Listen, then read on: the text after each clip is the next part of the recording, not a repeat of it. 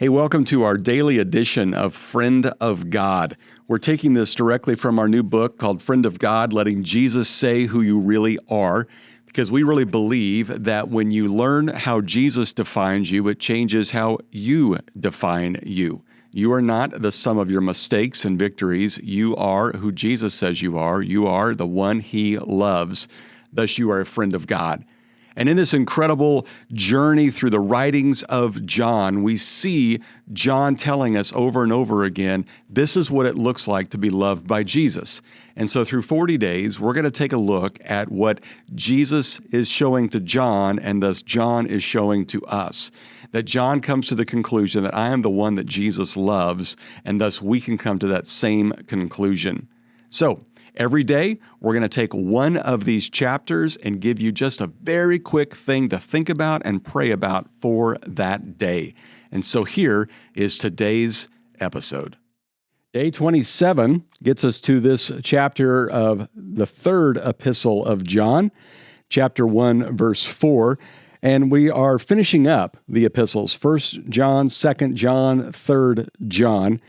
And in this particular passage, we read John talking about, it gives me no greater joy than to know that the ones I love are following after Jesus.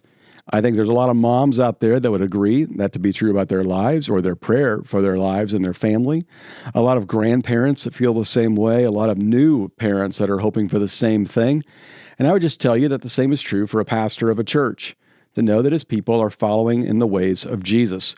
And John has probably been a bit of a slow roll on this one because he grew up with a busy family. He grew up with friends and family around him, and he probably never realized the value of other people until he discovered becoming a disciple of Jesus.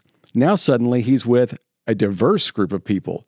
I mean, not only his brother and cousins, but now he's got a tax collector, and he's got a zealot, and he's got a guy that eventually betrays Jesus. How's he supposed to deal with all this? And now he's at a point in his life where he's writing these letters. He's been persecuted, he's been imprisoned, and he's thinking about his church, which has been greatly dispersed and having all kinds of persecution and trouble.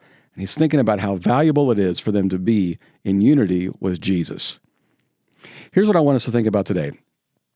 Are you, like I often do, using your personality to avoid relationships? In other words, well, I'm an introvert, or people just don't get me, or I'm a bit of an acquired taste, or you know what, I'm Italian. Whatever the case is, we tend to let those exteriors keep us from having relationships with other people without being vulnerable or real. Today, I want you to pray this prayer. Jesus, thank you for how you show us your love through your people. Could we, instead of thinking of all the ways we're different and how that should keep us apart, think about all the value we can find in our differences as we seek to learn what other people experience and feel? Pray this prayer. Jesus, thank you for how you show us your love through your people. Well, I hope that was helpful for you today. Take that with you throughout the remainder of your day. We'll be back tomorrow with another daily edition. Make sure you check us out on YouTube and subscribe wherever you get your podcasts. And we'll be back tomorrow with another daily edition of Friend of God.